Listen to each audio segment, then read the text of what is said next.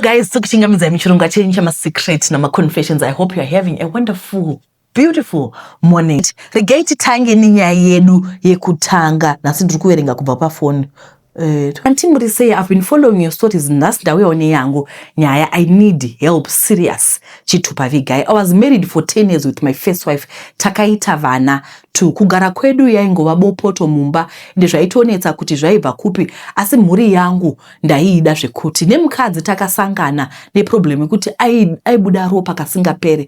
After our firstborn died in 2015 takafamba zvose zvikaita kunge zvapera asi zvakazotanga futi tava nelastborn yedu ende vakabva vaita mapiles zvese takaita asi zvakaramba kupera until now. Indakazouya kuno kuJoni kuti ndishande handaiziva kuti ndokwaiva kuparadzana nemhuri yangu. Ndakasangana nemumwe musikana takadanana zvemusikadzwa munongozivawo varume especially ndanga ndaane nguva adzimai vachirwara ndisingawane bonde. Takadanana nemunhu uyu 3 months ndakaenda kuSowe ndakasimudzwa ndichingosvika ndikaprofitwa kuti pane wamuri kufambidzana naye dai masiyana naye nekuti ndaona imba yenyu yaparara nemunhu ende ane mhepo dzekumusha kwawo zvekuti mukamutora muchasangana nematambudziko makuru. Ndakafamba kakawanda ndichiudzwa zvimwe chete and I decided kusiyana naye since ndanga ndakuona kuti zvanyanya. Panguva iyi ndakarota musikana we achiuya pamba pandaigara achiti pano handibve achibva abvisa bhurugwa rake remukati achijamba pamusiwo akabva aenda. I tried to stop her kuramba naye until atounza mabhegi ake. I tried zvese kuti ndisiyane naye ndakatadza kusvika takugara tese. Mukadzi wangu akazviziva ndokusiyana kwatakaita asi akarwadziwa zvikuru. Kana neni ndakarwadziwa nanhasi handina peace mupenyu wangu. In short takaita mwana mukomana namainini ava asi muviri wake uzere nyora ende maproblems hobu. Patakafamba tose anonzi mukadzi wechikambo. Ndakatorasirwa mhepo ndakagadzirwa kuti ndive naye. Now kubva ndigare naye life yangu ma1 ndaposa ndafa 4 times kusangana nematsotsi and stuff ende basa rinongopera ende hatinzwanane zvachose. I tried kutaurana nemukadzi wangu asi anoramba anombobvuma asi anoti wakandirwadzisa ndiripe. Zvese ndakati ndoita asi pese pandofunga kumuripa mari inoshaika ende zvese zvoenda musango. Amainini avo hatina kana connection. We always fight and I regret every day every night. Mhuri yangu yekutanga ndoida and handizive ndichabuda sei mumadhaka mandiri. I need help zvekuti ndidzokerane nemhuri yangu. I know vanhu vachataura zvavanoda asi I need help serious. Let me know kana maposta. Thank you. Ndo nyaya iripo mukoma vari kutaura kuti vakauya kuSouth Africa vakasangana nemusikana. Zvino musikana uya arimo mulife mavo ende kubva vanoregreta he's not happy because he misses his wife. Voita sei? Pane vhesi iri kuna Peter. Handicharanga kuti ndifirst Peter here kuna first Peter. Pane vhesi ndiPeter ndozvandoziva. Inotaura kuti imi varume itai zvakanaka kumadzimai enyu kuitira kuti Mwari agokukomborerai. Handiti pakaita problem kuti vakagara vasiyana. Iwo ndokubva vauya kuSouth Africa kasiya mhuri ende mudzimai wanga ari kubuda ropa amene maproblems anga anawo. Handiti saka vari kubuda ropa saka vanga vagarisawo vasina kuwanawo chibonde ndokuzosangana kwavakaita nasisi ava. Saka vari kutaura kuti vedwe ndiite sei. Zvavari kungotaura kuti munyama after vasangana nemusikana munyama after munyama. Bhaibheri shoko roMwari rinotaura kuti mukadzi wako wekutanga ndiye mukadzi wako. Handimozviziva. Handizivi kuti mungazviita sei asi ndokukurudzirai kuti dzokerai kumudzimai wenyu. Musikana uyu handi musikana makangosangana naye muJoburg hamuna kana kumubvisira here mari. Imi vedare tokupai nyaya iyi motiudza kuti vangaita sei. Regai tipinde munyaya inotevera zvakare. Good morning tete ndinasisi vangu vane makore vari single and a mom of 1. Tete pane ari serious here akudawo a stable marriage mundiudze nekuti ndakumunzwira tsitsi zvimwe zvacho wakunge mweya wetsvina chaiwo cause she tried kuva marelationship asi chabuda hapana. Ini ndiri mudiki kwaari asi I'm married but mwoyo wangu wakatsemukira iye kuti saka mwana wamai vangu achazovei naye Mwari. Chandinokumbira ndechekuti dai awanawo munhu anomuda nemoyo wese, anoziva nekutya Mwari at the same time, very powerful pakunamata. Kana pasina hapo munhu ari serious, deno ndakwanisa kuwana munhu waMwari anomudeliver from mweya wema anti-marriages, nekuti awanewo basa ashandiro mwana. Tete I believe kuti my sister anenge akabatirwa star yake achiri mudiki chaizvo nekusaziva. Zvizhinji handingatauri hangu kana kutaipa kuno, asi ingadai ndawanawo munhu waMwari anomunamatira. Saka vari kungochema vachiti vedwe something is happening to my sister. Vataura kuti vari kubreastfeeda, vanosvika pakuadmitwa nenyaya yenzayati nekutadza kudhila, like she heart breaks, kusvika BP yake yakwira because something is happening pana sisi vake. She's a little sister who's very concerned. Ndinongoti kwamuri, I think I would encourage sisi kuti vaite relationship naMwari. Takambodrowegwa triangle, so handiti kuti uyu ndi Mwari ari pamusoro petriangle, apa ndisisi, apa ndimukoma Thomas. Handiti vanofanira kuti paite relationship kuna Mwari. Sisi vakaita relationship naMwari, vakasangana naThomas ane relationship naMwari, Mwari anovasanganisa. I don't know kuti what exactly is happening, like you said, kuti mosvika pakunzwa tsitsi, kusvika paku-BP pakukwira, zvinhu zvinokunetsai. I also need you to concentrate on mwana. Musazonyanya kutakura problem iyi, because BP ikazokwira one day hatizozivi kuti chii chinoitika. You need to be strong for your child. Handiti musazonyanya kushungurudzika. Leave every burden kuna Mwari. Ndozvandoda kutaura, because this nyaya manyorero amaita maratidza kuti mashungurudzika chaizvo. Alright, regai ndiverenge nyaya inotevera. Koma makadi, please hide ID. I need to share this because I feel trapped, scared and overwhelmed. I'm 40 years old and I've been in an abusive relationship for 12 years. During this time, I've worked hard to take care of my family, run my business and contribute to the community through projects like after school program. I've achieved so much despite everything, but my partner has been emotionally, sexually and financially abusive. He has consistently denied me intimacy, made hateful and humiliating comments about my sexual performance, refused to communicate when he's away, and has cheated me several times. He has not supported us financially, did not pay my lobola, citing financial issues, yet he once said he could work hard to provide for another woman, showing a complete disregard for our family. We don't celebrate anything, birthdays, Christmas or other special occasions. Recently, for my 40th birthday, instead of acknowledging it, he told me he would rather go to church than waste his time doing useless things. In the past, he had even negotiated for a party where he could invite churchmates, but now refuses to celebrate or acknowledge important moments, leaving me feeling unappreciated and invisible. When my children ask him to plan something special for me, he coldly responds that I'm not his mother, showing a complete lack of care and respect. I have 4 beautiful daughters, and their safety, stability, and happiness are my top priority. I feel the weight of needing to protect them while also trying to maintain the life and project I've built for us. I've been through a lot and I realize I need counseling and support to you from the trauma I've experienced. Living feels terrifying. I don't know where to start and I worry about losing my own source of income and the project that sustains us. I'm stuck, scared and overwhelmed. I went out of this abusive relationship, but I need advice, guidance and support. I need strength to protect my children and myself and to finally move forward towards a better and safer, happier future. But we celebrated his birthday, fathers and even little achievements. My sister, this is a very sad situation. Like vari mu abusive relationship and kazhinji kacho ukagara mu relationship inenge ri abusive, unotsikwa emotionally, unogona kutofunga kuti uri useless kazhinji kacho, because unogara nemunhu ari negative. Pandaverenga nyaya yose I see a narcissist. Little achievement yavanoita tinovauchirira, yay! Vanouya voti ndine kamwe business kangu kandoda kutoita ka, unokaona sei karight ka ndotokagona, unokagona. Iwe ukauya ukati ndine changu chandiroda kuita kunonzi hazvina basa. Vataura kuti vanoenda havafoni, vanozvinyararira. Kana riri birthday vanotaura kuti iwe havasi mai vangu, saka we are not going to celebrate this birthday because she's not my mother. You are staying in this abusive relationship. Yes, mukutaura kuti mune source of income yenyu. And this mataura kuti you are scared of losing your source of income.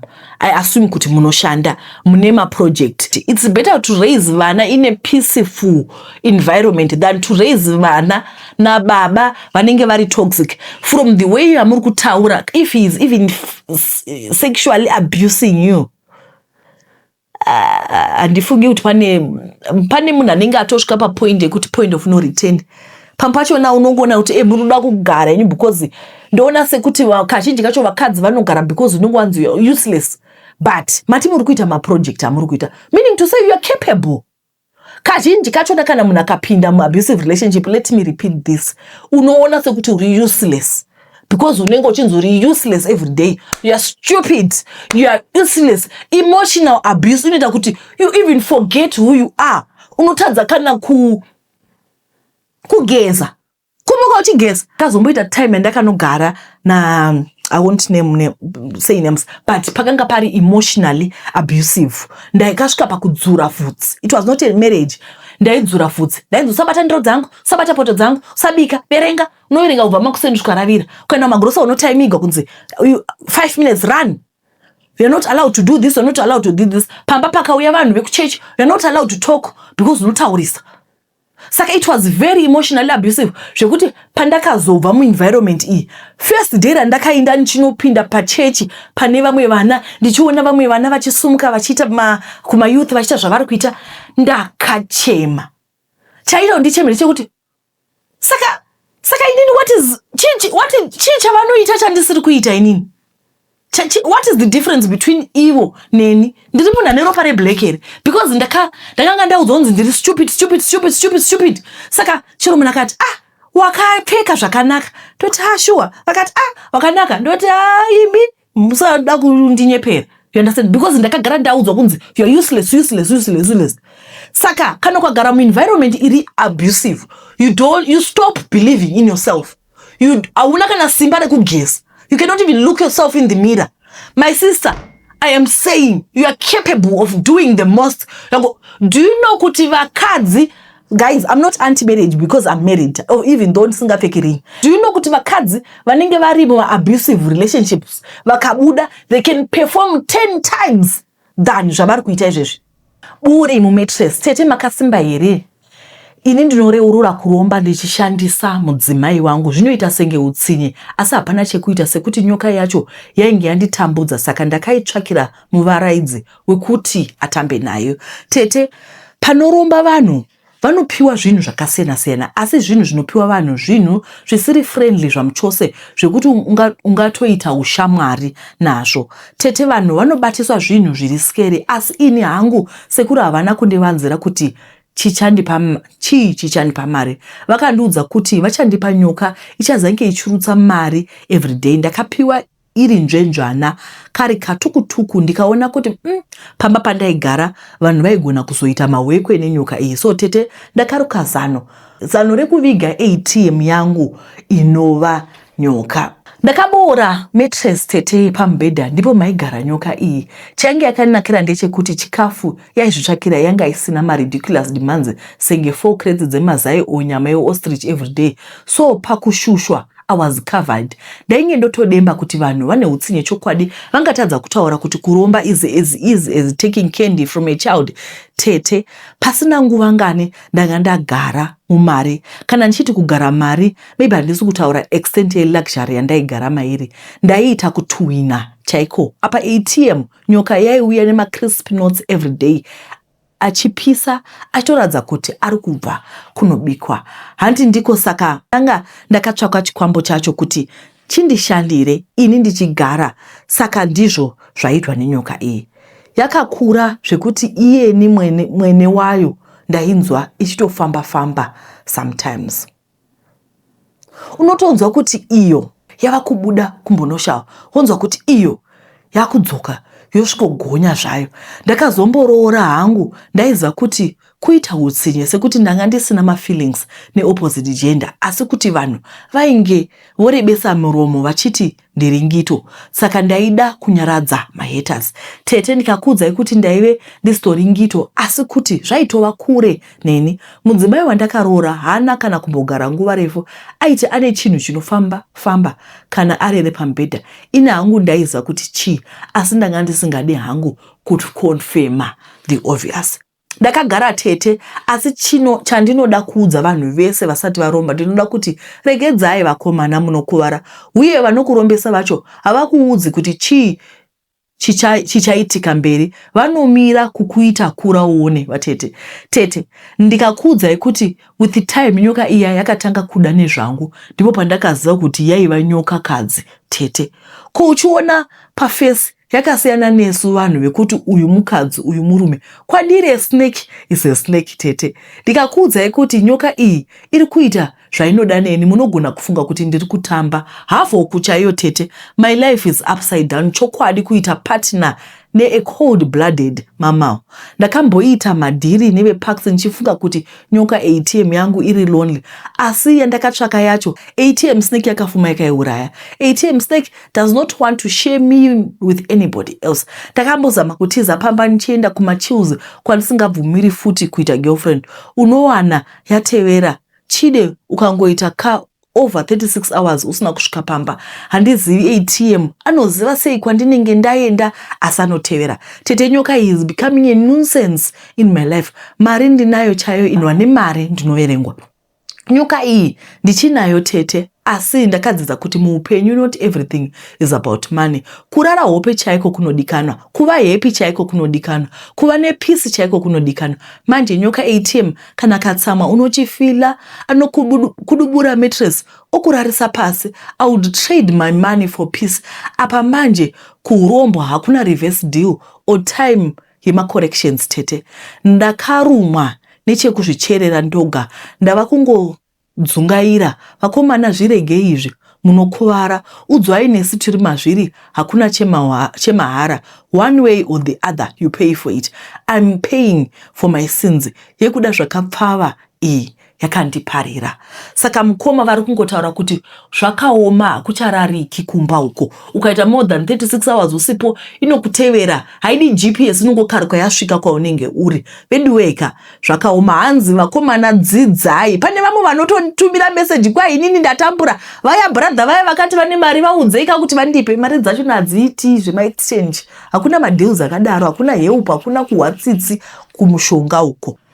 Nizirondetaura nanzvadzi yangu akandiudza kuti maturity is accepting kuti anything in life can happen, is accepting kuti we are not here forever. That is maturity. Ndikati ifungo yakanaka, ndiyo kamaturity iyoyo yokuziva kuti we are not here forever and anything can happen to anyone, especially to the ones that we love. Akanditi saka iye anogara aneka extra 3,000 because kuZimbabwe kuti rufu rusumudze unoda 3,000. Ndikati naitsano, pati tongoti mimafa, isusu tinoiaccessa sei mari? Hatitombozivi kunyika kwamungara kuti mabhengi amunoshandisa anoikudii, kuda makatiita masignatory. Asi iyo bhengi rinozoziva sei kuti mafa? Guys, ndoziva kuti tiri vanhu vanoda kugara tine control. Handiti we want to have control over our lives, but there are certain things that we must learn to let go and accept and give those who are responsible to take responsibility. Handiti ndiri kungoti kune vari kudiaspora hatitombozivi kuti mabhengi enyu anonzi vanani isu koko kuUK kana kuti kuUAE kana kuti kunonzi chi. Hatitombozivi kuti mabhengi enyu anonzi vanani, kana kuti even mari unenge uchitori nayo muaccount mako, unenge uchitori nemari muaccount mako, but chero ini pin number yako handiizivi, chero banking app inenge irimo mufoni mako asi handina kana password. Zvinotoiaccessa sei uri ikoko kuUAE kana kuti kuCanada? Handiti mari uchitori nayo unoitirwa GoFundMe, mari unayo muaccount. Saka ndiri kungouya zvendadzoka ndichiti diaspora to the people, ngatipei, ngatitorei makoti from diaspora insurance. Katapiwa makoti veu diaspora, kana mangotora ka chinhu ichi moudza your sister, youdza kuti ini ndine policy ku diaspora. Handiti mocommunicate ka because koko kwamuri kugara muri one vanhu vakaenda kuUK neCOS unenge uchitori one. Zvinotogusa kuti if anything happen tozozomhanya neGoFundMe. GoFundMe inonyadzekwa my name isasvi picture zvangu ndakadai. muchiti Glory was living in Dubai hana zvinoaigwanetsaona tokumbira kuti mutibatsire zvinoitawo here naivedwe hazviiti ndafara fani pane vamwe vanhu vari kuZimbabwe vane hanzvadzi dzavo dziri kuCanada dziri kuRussia dziri kupi vari kutovafondera kuti vedwe torai chinhu ichi handiti kana uine hanzvadzi yako iri kudiaspora yaunoza especially vana vakomanakadzi munguva havasi vanhu vanodhipisa boys rongorama pachiboys munofila form mofila koti moisa phone number yake tomufonera kuti atore diaspora insurance handiti makadii tete ini nyaya yangu yakamira yakadai ndakasangana naLee ndiine 15 years dzekuberekwa tikadanana hedu since chitendero chedu chaibvuma kuti tidane nezera iroro chipostori nyangwe kuroorwa nezera iroro saka ndakasvika pakuroorana naye ndiine 15 years ndakaroorwa mumusha apa mumusha mainge mune barika pamusha apa pakakura tete zvekuti marumu aripo anosvika 24 and imba it's a double story mind you tete Lee haasi mwana wepamba apa vabereki vake vakafa akachengetwawo kwabamukuru akarerwa nemukadzi wepiri wababa mukuru mushure mekunge wekutanga ashaika mainini ava ndivo vandakasvikira ndikanzi ndo vamwene vako aiwa ndakatambirwa zvakanaka chose ndikafara ndikati ndokuroorwa kauko ndakagara mwedzi miviri yapfuura ndokuona kuti ndine pambiri ndakatanga kuroora zvinova zvinotarisirwa kana wakazvitakura kurutsa ndikadya sadza manheru ndopa zvaisimuka asi zvaisanyanya hazvo kundibata rimwe zuva ndakati ndichidya sadza kwakurutsa nekutanga kupera simba apa nekuda kwangu sadza ndaimanikidza asi hazvina kupera mushe kwakuudza Lee kuti ini ndiri kupera simba nekurutsa kwakunditakura akandiendesa kurumu yamwene akavati makoti havasi kunzwa zvakanaka ndokubva vasheedza vamwe vana vamwene 2 saka vamwene vepakati ndokuti makoti zvazvadai uchaita sei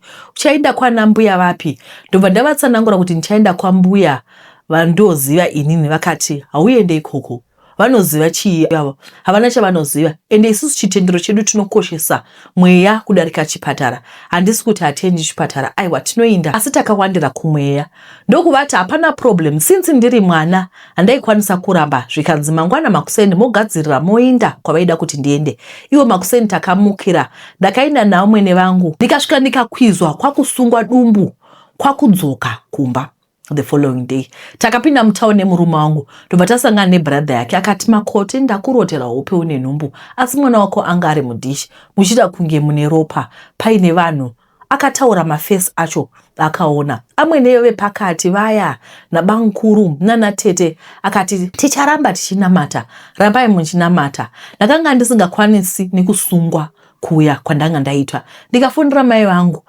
vakati asi wakazvitakura here ndokutosuma kwandakavaita vakati hazvinetsi ndokuvatsanangura kuenda kwandakanosungwa kuya vakati aiwa uya timbozama kuno asi wosuma murume wako ana amwene hauchavaudza ba murume akabva kubasa ndokumusuma tikabvumirana makuseni kwakukumbira bamunini mari yekuenda kwana mbuya bati vakaita sevasina kundinzwa maindi utete pamusha apa pakakura ende vana makoti takawanda basa kwaiva kubatsirana nekuita madhuti edu ekubika zvichingofamba zvakadaro zvimwe zvese taingobatirana pamwe nanatete zvaiva nyore ndakafundira mama kuti ndashaya mari yekuya because taigara kumapurazi vakanditi tsvaka mari uye ndoita pay forward ndokubva ndaenda ndasvika kwambuya namai vangu mbuya vakanzwa tsitsi vakahaka vakandinamatira vakasudzunura chidhuku chandanga ndakasungwa kwana mbuya wekutanga vakandirabha pane nguva yavakatombonyarara takaimba munongozivawo kusvika vamuka vakandiudza kuti pawasvika pano ndatanga kunetsekana nemhepo iri pauri ende mhepo yakakura inotoda kusimba chaizvo pakunamata ndapiwa mwana wako ari mubhasiketi asi ari mubhasiketi kudaro akaputirwa ndichirwisana nemhepo kuti tione kuti tinokunda sei asi Mwari wekudenga ariko muchakunda mukanamata basi muchakunda vakabva vapinda vakabva vandipa mafuta eucalyptus oil vakati ndiri kuona murume wako akaputirwa nemhepo mafuta amunozora nemvura yamunogeza moisa eucalyptus oil zvichanaka ndini utete ndasvika kumba mafuta edu ekuzora ndaisa murume aigeza kairi achingosvika manheru ndokumhanya nemvura yekugeza iya tagara paya mandaiva zuva rekudzokera ndokusvika kuya vakandirabha vagorabha zvikanzi ndiri kungonetsana nemhepo iyi nekuti iwewo wakapikira kuti nhumbu yako ibve ine 4 months, asi tichakunda, ramba uchinamata. Asi kuti tikunde medzo, enda unotora bhutsu dzaamwene vako vakadai, ugeze tsoka dzavo mvura yacho, ugeze imwe mvura iyoyo, ndokuti tikunde. Ndakanoita sekudaro tete, takagara ndatosvika 4 months ndokusangana naamwene pagedhi. Ndakatomirira murume wangu, vaitoziva kuti kuenda kuna mbuya vakatoditi, tangai mimi kukwira, ini ndiri kutevera mumashure, iwe kwana mbuya kunoda kumukira. Ndobva ndatokwira hangu. Ndakati ndisvika kwana mbuya, ndaive ndakatoneta, ndikatoita wokutanga kubatsirwa nambuya. Ndakadorara pasi, vakanditi nhasi handina nyaya newe, asi zvauchasangana nazvo zvichakuvhundutsa. Chingozvirerutsira, ndo matongero aMwari. Ndokutopinda hangu mutauni. Mumusha umu maive neshopu. Ndokwandakaenda ndokuswedza murume wangu nana amwene. Mamwe vaya handina kuvaona. Ndikati ko chii chiri kuitika, vamwe varipi? Ndopandakanzi amwene varwa nestroke. Ndikati chirudzii? Zvikanzi pawavasiya pakombi, vakwira kombi vakastroka imomo kudorwara, vatosvika kutani batai ini. Zviriko here? Zvikanzi zviriko. So vakaita time vasiri kugara pamba, vari kwemwana wavo mukomana vachinamatirwa. Pavakauya kumba, pakadaidzwa vanhu vemweya. Pauya vanhu vemweya vakanzi mainini munofanira kureurira kuti mupore, nekuti mukasadaro nzira yenyu yekupona ichatinetsa. Mustroke imomo vakazama kupopota kuti handina chekureurura tete. Mumusha uyu wairema, waiti ukachaya 8 kuti ubude panze zvairema. Handikwanisi kutaura kutsanangura tete. Zvadaro takagara. Vakanga vakundifarira manje, zvekuti chero chikafu chavaidya vaida kuti ndivabikire like manhanga. Vaitotumwa mwana kuti ndivaitire inini. Ndakanga ndisina basa nazvo because I was protected already. Ndaitoita nemoyo wose paya. Ndasvika mu7 months, kaucha inoti munhu anofanira kusungirwa. Ndobva vanotaurirana. Akadzoka akati mabrothers aramba, hanzi hamuna kupedza zvinodiwa, pedzai kuroora first. Ini ndokunoudza tete vangu. Vakanoudza baba. Then baba vangu vakati vanonyora tsamba kuchechi. Vanyora tsamba kuchechi, ndo maendero andakazoita by force because aiva makakatana. Ndakazoenda ne8 months. Ndaenda paya tete, ndakagara. Ndakambenge ndazvirotera hope kumashure, ndichirota kunge ndasununguka mwana musikana ndiri muchipatara, but ndichichema kuti ndokumbirawo kuona mwana wangu. So ndakaudza mai vangu, vakaudza muprofita, akati mwana wenyu ngaanamate kuti agopona, ngaanamate. Ndainamata tete pakusungirwa kwese ndiri kumba kwese. Ndazongomhanya kunobatsirwa kusvika ndazosangana nemuprofita akandiitira munamato wembiya, kwakudibira mbiya iya. Isu nekuziva kuti munamato yekumazuva inoita sei, ndakangogara ndakadaro. I think pasara 1 week kuti ndisununguke, murume wangu akauya kumba kwedu akanditi, shamwari, pane muprofita ari kukudaidza. Kwandakaenda ndokuenda, akanditsanangurira kusungwa kwandakaita kwakusunungurwa. Yainge iri Sunday. Ndakatanga kurwara nokubuda mvura yakawanda. Ndokufonera mai vangu vakauya. Ndakauya mbuya vavo. Ini ndikati mbuya vamoya navo handisi kuvada, ndiri kuda vangu. Vakadzokera vakanouya nevandaida.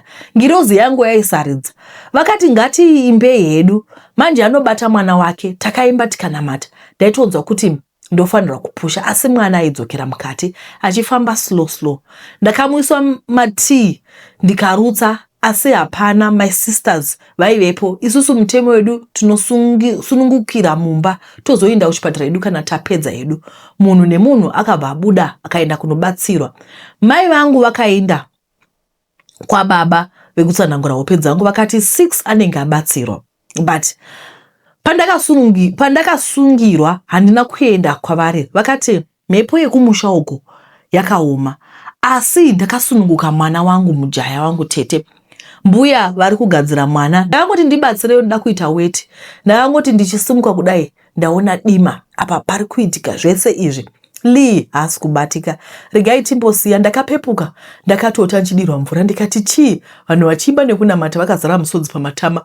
Baba vangu vaivepo vakati wanga waenda. Ndikati ndobva ndabviswa pakatota paya. Ndikachinjwa hembe. Varume vese vakabva vaenda. Ndikati ndokumbirawo kuona mwana wangu.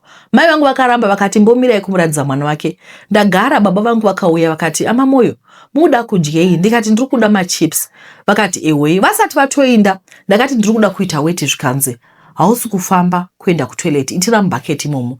Ndakangoti ndichisumuka tete ndakazopepuka futi, vatu vabhizi. Zvikanzi namai vangu ini moyo wangu wakundirambira dai mwana uyu tamubvisa pano tamuendesa kuchipatara. Zvikanzi alright, ndobva ndagadzirirwa zvese zvekuti ndibude. Ndichibuda padhoo kuti ndiende kumota ndakarwadziwa. Ndichisvika pameta so ndakabuda mvura. Haningati iweti ichingobuda about 5 to 6 minutes. Ndokupinda mumota ndokuenda kuprivate. Vakanoramba vakati hatitambiri munhu ngaende kuclinic, handiti aitinyoresa achita macheck-up here zvakanaka. Ndakaenda ndokubva paya ndaenda kuclinic. Tichingosvika mvura yaikatanga zvakare tete zvikanzi nana bankuru vangu imhepo iyi. Asi handina kusonwa kana kudii, asi mwana aiva muhombe. Ndokunzi ndiri kurara ndakashingiswa. Mwana ane 1 month akadzingwa kubasa. Since it was a family shop akanzi hauna zvauri kuita, you are no longer welcome. Pakadaro unenge usina pamwe pekubata, unongoziva nherera. Akanga akungogara kuhama dzamai vake, asi nguva zhinji ainge ari kuramba kusvika. Hanzvadzi yangu yakazomutora diaspora, akazotorawo ini naLeroy, rinova zita ratakapa mwana. Ndakazoita mwana wechitutete akashayika zvinorwadza, chazoya nenyaya rimwe ramazuva. Alright, saka ndozvavakasanganawo nazvo izvi vari kutaura kuti pane vakasungwa nedhuku kuti shui padumbu. Aiwa, asi vakazoenda vakanobvisiwa. Tina sisi vedu vari kutsvaka gentlemen over 45 based in Europe. Hanzi ndiri munhu ari fun loving, and I'm searching for someone to grow old with.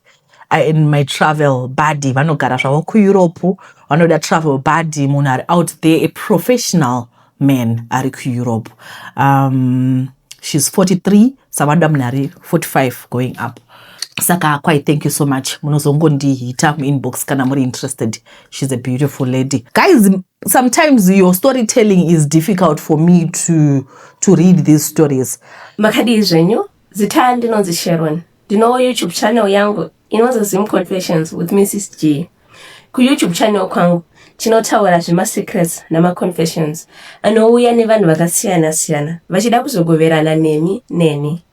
Ndauya pano kuti ndizokukokaiwo kuYouTube channel kwangu kuti imi mundibatsirewo kukura, imi muchiwanawo dzidziso kubva kune zvakasiyana-siyana zvinenge zvakasanganikwa nazvo nevamwe.